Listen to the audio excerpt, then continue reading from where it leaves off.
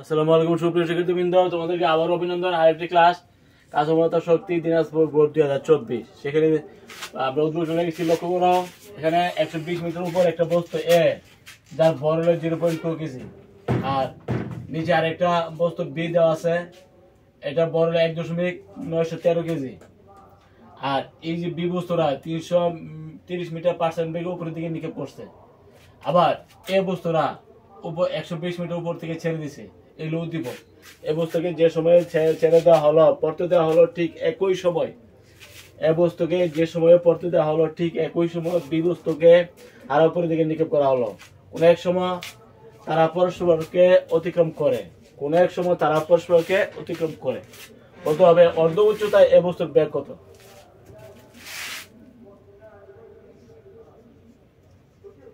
আমরা জানি পরন্ত বস্তুর ক্ষেত্রে পরন্ত ক্ষেত্রে v square is equal to u square plus 2gh। এখানে u is equal to 0 metre per second, g অভিকর্ষ ত্বরণ 9.8 মিটার পার সেকেন্ড স্কোয়ার, আর এইচ মানে উচ্চতা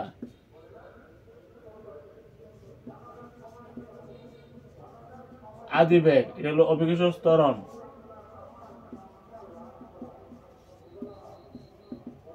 ত্বরণ জি ইজ ইকুয়াল টু এত, আর এর উচ্চতা h is equal to 120 metre. এখন অর্ধ উচ্চতায় এ বস্তুর বেগ, অর্ধ উচ্চতা সমান কত? 120/2, তার মানে 60 মিটার। বলতে পারি b square is equal to পরন্ত বস্তু হতে তার বেগ আদি বেগ হলো 0 স্কোয়ার প্লাস 2 ইন্টু 9.8, উচ্চতা অর্ধ উচ্চতা হলো 60 মিটার। বি স্কোয়ার সমান 0 প্লাস 19.660,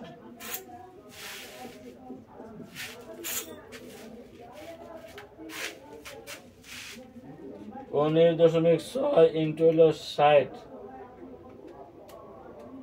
1176। তার ব্যাগ বি সমান √11 1176 বর্গ নিলে কত হইব? 14.29 মিটার পার সেকেন্ড। তারপর মানে এখানে প্রশ্ন বলছে অর্ধ উচ্চতায় এ বস্তুর বেগ। এ বস্তুটা যেন কি 120 মিটার উপর থেকে ছেড়ে দিবে, তখন এই অর্ধ উচ্চতা অর্থাৎ 60 মিটার উচ্চতায় এ বস্তুর বেগ কত ছিল? এ বস্তুর বেগ ছিল 14.29 মিটার পার সেকেন্ড। ওকে, এখানে যে তথ্য আমাদের প্রয়োজন, আমরা জানি পরন্ত বস্তুর ক্ষেত্রে v square u square plus 2gh। পরন্ত বস্তুর ক্ষেত্রে সব সূত্র কিন্তু প্লাসের, তাই না? তাহলে যেহেতু আমাদের উচ্চতা আছে অর্ধ উচ্চতা, তার মানে সবটা উচ্চতা হলো 120, অর্ধ উচ্চতা হলো 60 মিটার, তার উচ্চতা সমান আমরা 60 মিটার বলতে পারি। আর যে অভিকর্ষ 9.82 ইন্টু এত, তার হিসাব করলে বি স্কয়ার এত। যখন উপর থেকে কোনো বস্তু ছেড়ে দেওয়া হয় তখন আদি বেগ 0, আদি বেগ 0 থাকে। তাহলে 0 ধরলে এখানে বি স্কয়ার হইল 1176, বি ইজ ইকুয়াল টু √11 1176, মানে 14.29 মিটার পার সেকেন্ড। ঠিক আছে, আমরা হিসাব করেছি। গ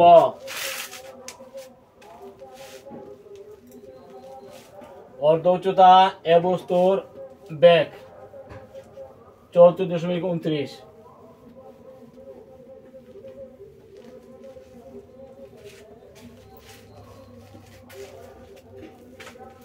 পরের প্রশ্ন,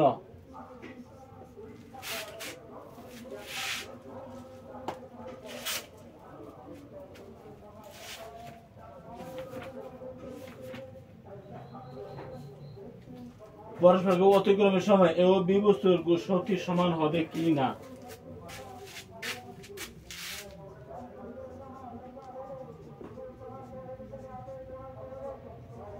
পরস্পরকে অতিক্রমের সময়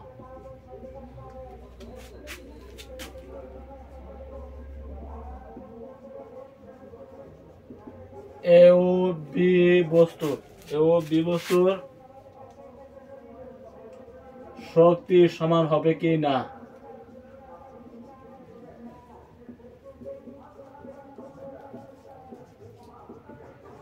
কি না বিশ্লেষণ করো।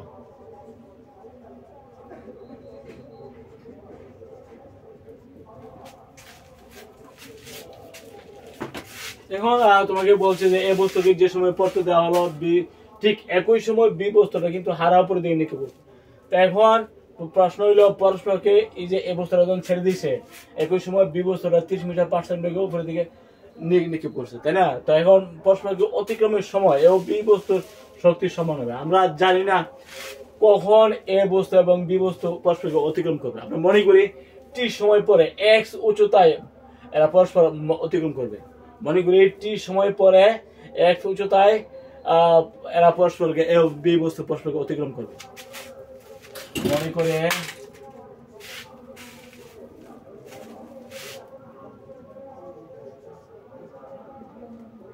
এক্স উচ্চতায় টি সময় পরে এ ও বি বস্তু পরস্পরকে অতিক্রম করবে।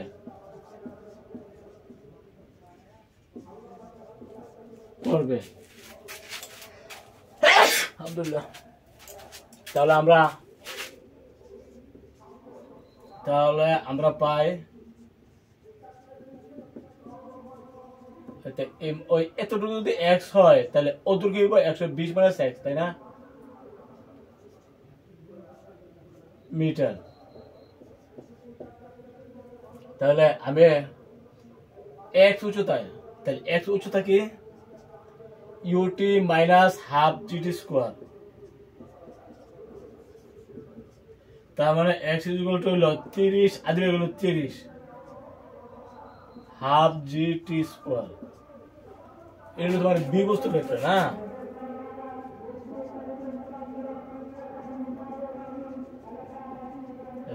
এ বস্তুর ক্ষেত্রে 120 মাইনাস এক্স না, 120 minus x half g t square. কারণ হলে ইউ সমান 0 মিটার পার সেকেন্ড। এ বছর হইতে কিন্তু বছর পড়ছে আর বি বছর হইতে কিন্তু বছর উপরের দিকে মারছে, এই জন্য ইউটিউব মাইনাস অভিজ্ঞতা বলে বিরুদ্ধে, এই জন্য u t minus half g t square বি বছর ক্ষেত্রে, তাই না? আর এ বছর ক্ষেত্রে হইলো এই উচ্চতারা উপরে থেকে এটা পড়ছে, তাহলে হাফ জিটি স্কোয়ার মানে ইউ হইলো 0, আমরা ইউটিউব প্লাস দিয়ে নেই। তো এখন আমরা এই 2 x equal to 30 T plus half g t square 120 minus x equal to half g t square আমরা যোগ করি, তখন কি এই দুইটা সমীকরণ আমরা যোগ করি এক্স এক্স বাদ, তাই না? 120 হাফ জিটি স্কোয়ার প্লাসে মাইনাসে, তাই 30টি সমান 120, তার টি কত 120/30, তার মানে 4 সেকেন্ড। 4 সেকেন্ড পরে এবং বি বস্তু পরস্পরকে অতিক্রম করবে, তাই না? পরস্পরকে অতিক্রমের সময় মানে 4 সেকেন্ডের সময়, 4 সেকেন্ডের সময় এবং বি বস্তুর শক্তি সমান হবে কিনা এটা আমাদের হিসাব করতে হবে। কয় সেকেন্ডের সময়? 4 সেকেন্ডের সময়।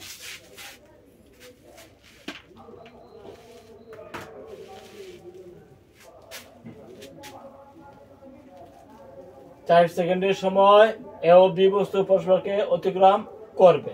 এখন আসো 4 সেকেন্ডের সময় এ বস্তু আসলে কোথায় আর বি বস্তু আসলে কোথায়?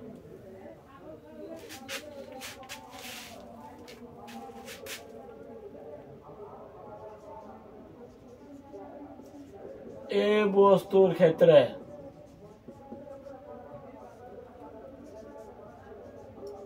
4 সেকেন্ডের সরণ এই সমান হাফ জিটি স্কোয়ার। হাফ জি মানে 4.9, 4 সেকেন্ড 4 স্কোয়ার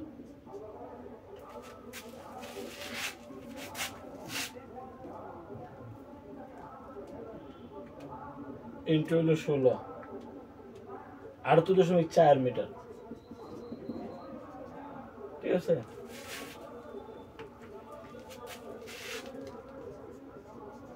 চার সেকেন্ডে এ বস্তুর বিভব শক্তি কত হবে?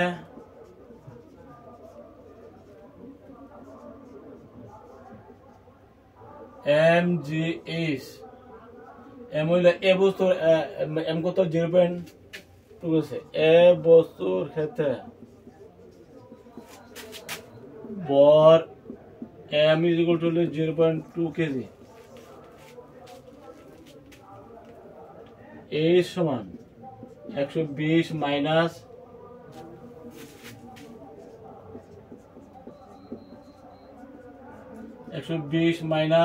78.4। এই যে mg যখন আমরা করছি তখন আমরা বিভব শক্তির জন্য নিবা, তখন নিচের উচ্চতা হিসাব করবা। নিচের উচ্চতা তা 120 হলো টোটাল, উপরে হইলো 38.4, তার নিচে কত আছে? এটা হইলো বিভব শক্তি 41.6।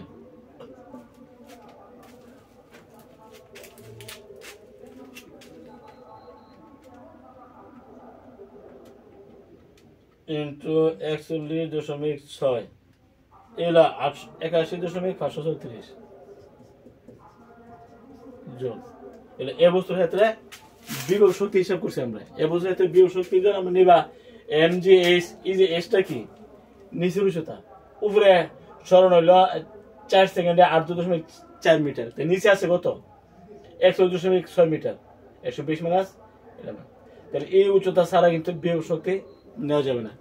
বিভব শক্তির সময় নিচের উচ্চতা আর গতি শক্তির সময় উপরের উচ্চতা হিসেবে করতে হবে। ঠিক আছে? এই বস্তুর ক্ষেত্রে আমরা বিভব শক্তি নিছি, এই বস্তুর ক্ষেত্রে গতি শক্তি। আবার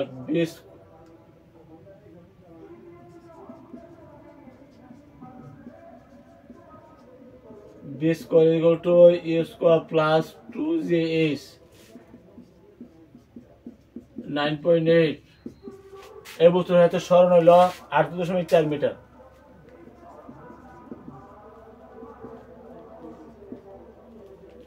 তাহলে 2 ইন্টু 9.8 ইন্টু 8.4 জুল। সরি, এত মিটার। এর জুল হবে না, এখানে হলো আমাদের 20 কভার করছি, যেহেতু আমরা গতিশক্তি হিসাব করবো। 15.6 into 38.4 1534।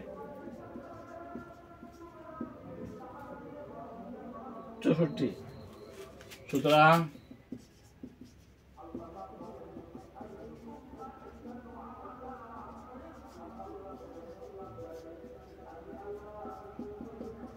Half m v square হলো গতিশক্তি।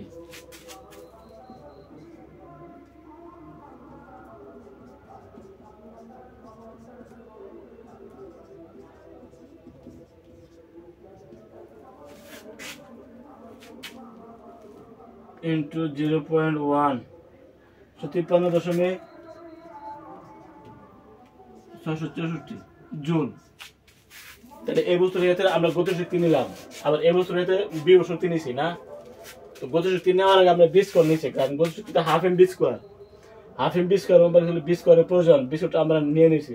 তো এই বস্তুর ক্ষেত্রে 4 সেকেন্ডে যে সরণ, আপনারা সমস্যা নিতে 4 সেকেন্ড হিসাব করতে হবে, কারণ 4 সেকেন্ড পরে উভয় বস্তু এবং বিভব পরস্পরকে অতিক্রম করবে। 4 সেকেন্ড হিসাব করছি আমরা। 4 সেকেন্ডে বিভব শক্তি কত, 4 সেকেন্ডে গতিশক্তি কত? গতিশক্তি পাইছি 153 কত, আর বিভব শক্তি পাইছি 81 কত। দুটো যোগ করলে হইল মূল শক্তি। সুতরাং 4 সেকেন্ডে এ বস্তুর মূল শক্তি কত হবে? 81.536 জুল।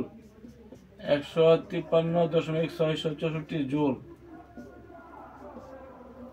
তাহলে কত হয়?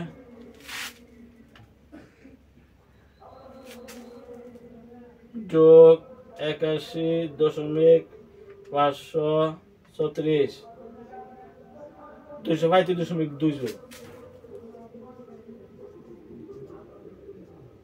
হলো এ বস্তুর 4 সেকেন্ডের সময় এ বস্তুর মোট শক্তি।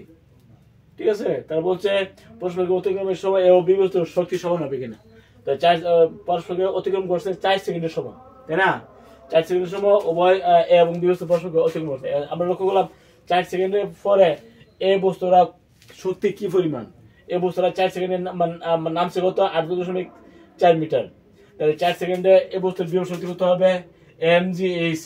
এইচ কিন্তু 120 থেকে 8.4 বাদ যাব, 1.6। হিসাব করে আমরা পাইছি 4 সেকেন্ডে এ বস্তুর বিভব শক্তি ইপি সমান 81.536 জুল। আবার 4 সেকেন্ডে গতি শক্তি যদি আমরা এই বস্তুর হিসাব করি তাহলে গতি শক্তি হলো half m v square. Half m v square, v স্কোয়ারটা আগে হিসাব করছি, বুঝছো? বি স্কোয়ারটা আমরা আগে হিসাব করলাম, বি স্কোয়ার ইউজ করতে, কারণ বি স্কোয়ার ছাড়া আমরা গতি শক্তি হিসাব করতে পারি না। তো বি স্কোয়ার সমান কি use square plus 2gh। You বস্তু ছেড়ে দেওয়া হয় তাহলে আদি গেলে 0। আমরা হিসাব করতেছি এ বস্তু কিন্তু উপর দিকে ছেড়ে দিছে, 120 মিটার উপর থেকে ছাড়ছে, এই জন্য আদি 0। ঠিক আছে, 2 × 9.8 × h কত দূর উপর থেকে পড়ছে? সে 4 সেকেন্ডে কিন্তু নামছে 8.4 মিটার। 4 মিটার আমরা হিসাব করেছি, বি স্কোয়ার সমান 1536.64 বি স্কোয়ার সমান। এখন আমরা এই বস্তুর ক্ষেত্রে 4 সেকেন্ডে গতিশক্তি, 4 সেকেন্ডে গতিশক্তি আমরা নিছি। এই বস্তুর ক্ষেত্রে 4 সেকেন্ডে গতিশক্তি প্রথম নিছি আমরা বিভব শক্তি 4 সেকেন্ডে। তারা বলছে পরস্পরকে অতিক্রমের সময়, মানে অতিক্রমের সময় হলো 4 সেকেন্ড। 4 সেকেন্ডের সময় তারা উভয় বস্তু এটা আমরা হিসাব করেছি। তখন আমরা গতিশক্তি পাইছি 153.এত জুল, আর বিভব শক্তি পাইছি 81.536 জুল।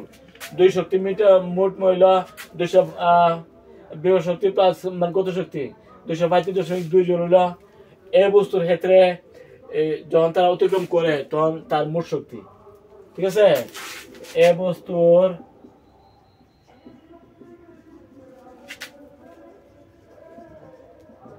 $235.2 জুল,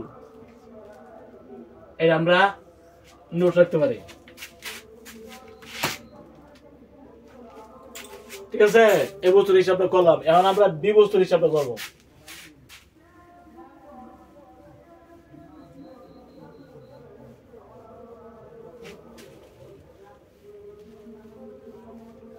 বি বস্তুর হিসাবে যদি আমরা করি তাহলে বি বস্তুরা কিন্তু উপরের দিকে নিক্ষেপ করছে, তাই না? এ বস্তুরা 120 মিটার উপর দিকে ছেড়ে দিছে, আর বি বস্তুরা 30 মিটার পার্সেন্ট উপরের দিকে নিক্ষেপ করছে। এখানে পার্থক্য আছে বি বস্তুর ক্ষেত্রে।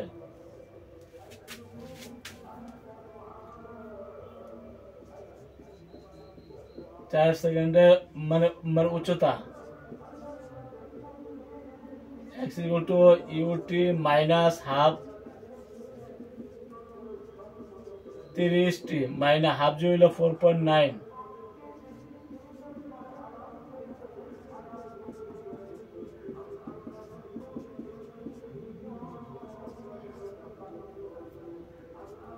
ষোলো ইন্টু 4.9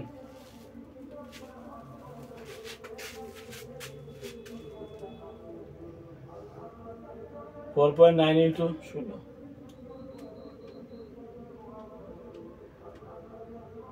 16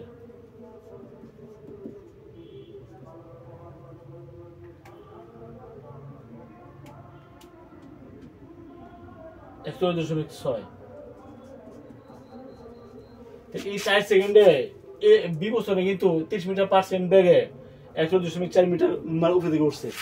আমরা সূত্র নিচ্ছি মাইনাসে, 4 সেকেন্ডে বি বস্তুর কতটুকু উপরে উঠবে ইউটি মাইনাস হাফ জুড়ে মাইনাসে নিচে, কারণ নিচে থেকে উপরের দিকে অভিজ্ঞ বলি বিপরীতে, এই জন্য মাইনাসে। ইউটি মাইনাস হাফ জুড়ে করলে 4 সেকেন্ডে বি বস্তুর উচ্চতা, বি বস্তুর উচ্চতা হইল এক্স ছিল, এটা আমরা জানি। তো আমরা পাইছি 1.6 মিটার। তাহলে বি বস্তুর ক্ষেত্রে 4 সেকেন্ডে বি শক্তি কত হবে? সুতরাং বি বস্তুর ক্ষেত্রে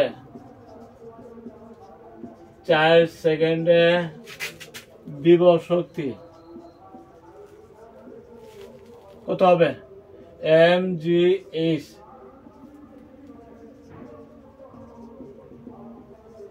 বস্তু ভর হলো 1.913 কেজি, তাই না? 1.913 9.8 মানে উচ্চতা কত উচ্চতা উঠছে 1.6 মিটার।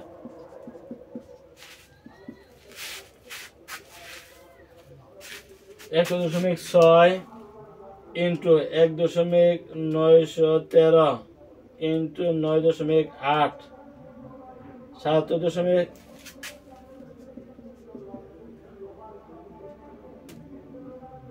779.144 এত হইল বিভূতির হইতে 4 সেকেন্ডে বিভব শক্তি এত জোর।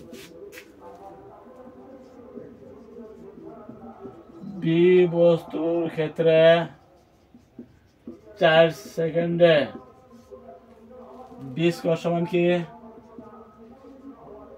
-2gs না?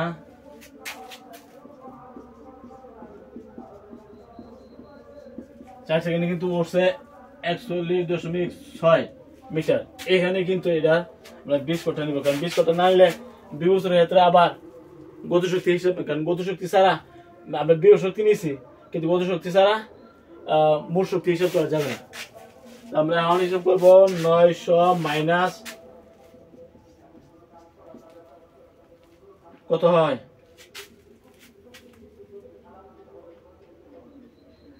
19.6 ইন্টু 41.6 815.36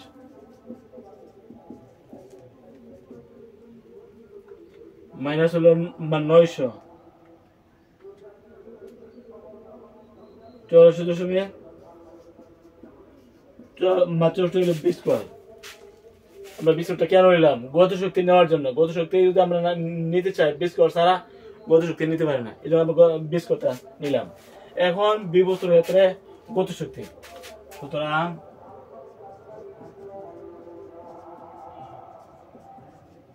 গতিশক্তি কত হবে?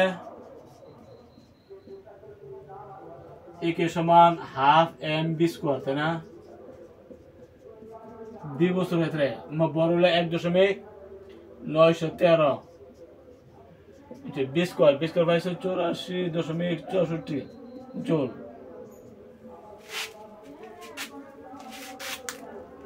84.64 ইন্টু 1.913 ভাগ 2 পাওয়া গেছে 80.958 জুল গতিশক্তি। ঠিক আছে,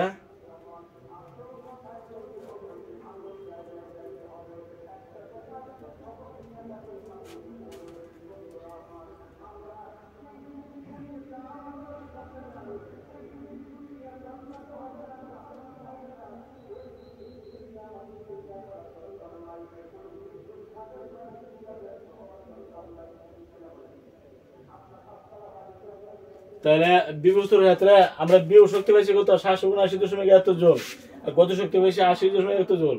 আমরা দুইটা শক্তি যোগ করলে আমরা বিবস্তুর ক্ষেত্রে যে বস্তুরা উপরের দিকে 3 মিটার পার্সেন্ট নিক্ষেপ করছিল তার বিভব শক্তি আমরা পাইছি 4 সেকেন্ডের সময়, এবং গতিশক্তি আমরা পাইছি। আমরা লক্ষ্য করছি যে 4 সেকেন্ডের সময় উভয় বস্তু পরস্পর অতিক্রম করবে, এই জন্য 4 সেকেন্ডের বিবস্তুর ক্ষেত্রে আমরা শক্তি নিছি, বিভব গতি। আমরা এই বস্তুর ক্ষেত্রে আমরা 4 সেকেন্ডের সময় বিভব শক্তি এবং গতিশক্তি দুইটাই নিছি, তাই না? তো এখন আমরা বিবস্তুর ক্ষেত্রে আমরা গতিশক্তি পাইছি 80.1 জুল, আর বিবস্তুর ক্ষেত্রে 4 সেকেন্ডের সময় বিভব শক্তি পাইছি কত? 779.1 জুল। তাই দুইটা যদি আমরা যোগ করি তাহলে মোট শক্তি হয়ে যাবে, না? সুতরাং বিবস্তুর ক্ষেত্রে মোট শক্তি কি হবে? ইপি প্লাস ইকে। ইপি কত? 779.1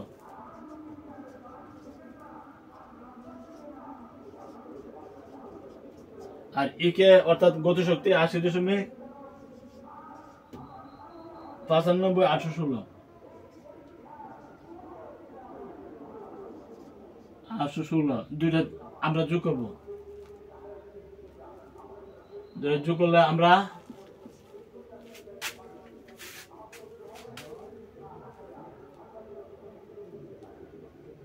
779.89 184 যোগ 80.95 এর বার হচ্ছে 860.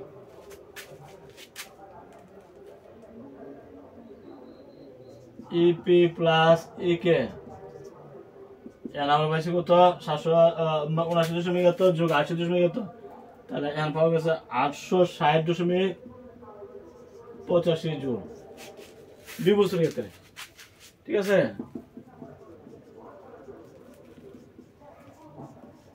বিবস্তুর ক্ষেত্রে মোট শক্তি হলো 860.85 জুল, আর এ বস্তুর ক্ষেত্রে আমরা পাইছিলাম কত 235.2 জুল।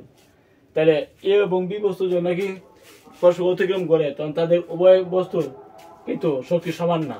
কারণ বি বস্তুর ক্ষেত্রে পাওয়া গেছে 860.85, এই যে ইপি আর ইকে দুঃখের, আর এ বস্তুর ক্ষেত্রে পাওয়া গেছে 235.2, দুটো কি সমান হয়েছে? সমান হয় না। এ এবং বি বস্তু যখন পরস্পরকে অতিক্রম করবে তাদের মোট শক্তি সমান হবে না, সমান হবে না। ওকে, আমরা এটি এখন লিখবো সিদ্ধান্ত।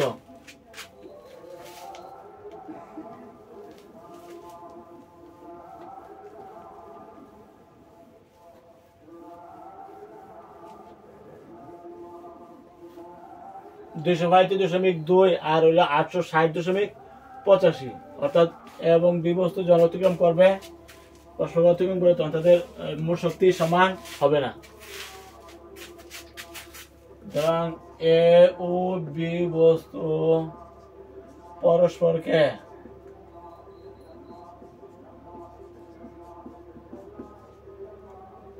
অতিক্রম করার সময়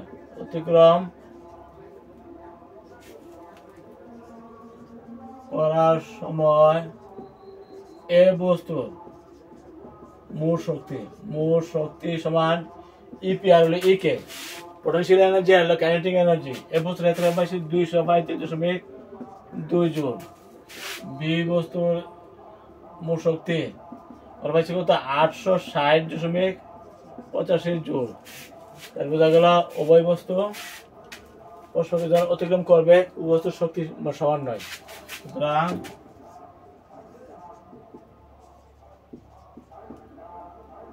মোট শক্তি সমান হবে না। তারা যখন পরস্পর অতিক্রম করবে তাদের মোট শক্তি সমান হবে না। ঠিক আছে,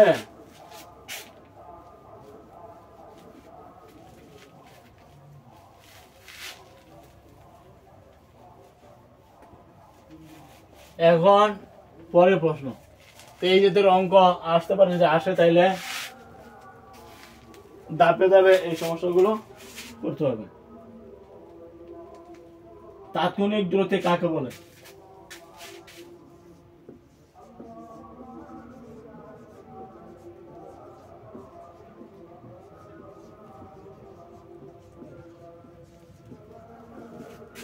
তাৎক্ষণিক দূরত্ব আমরা জানি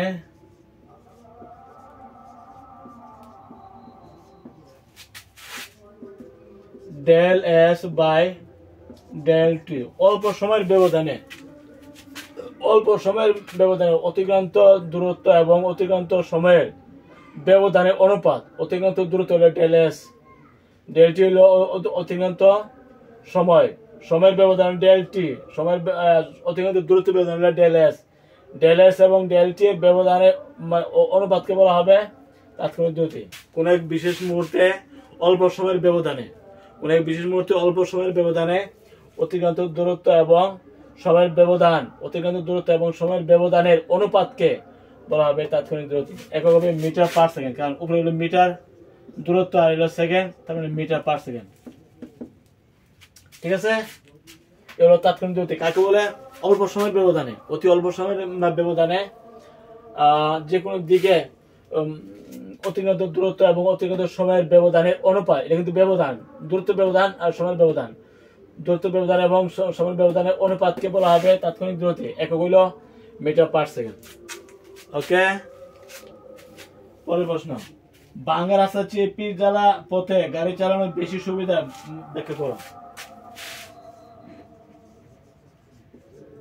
ভাঙ্গা রাস্তার চেয়ে পিচ জ্বালা পথে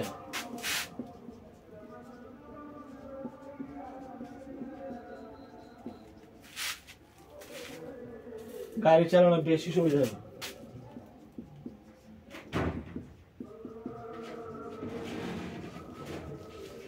বেশি সুবিধাজনক।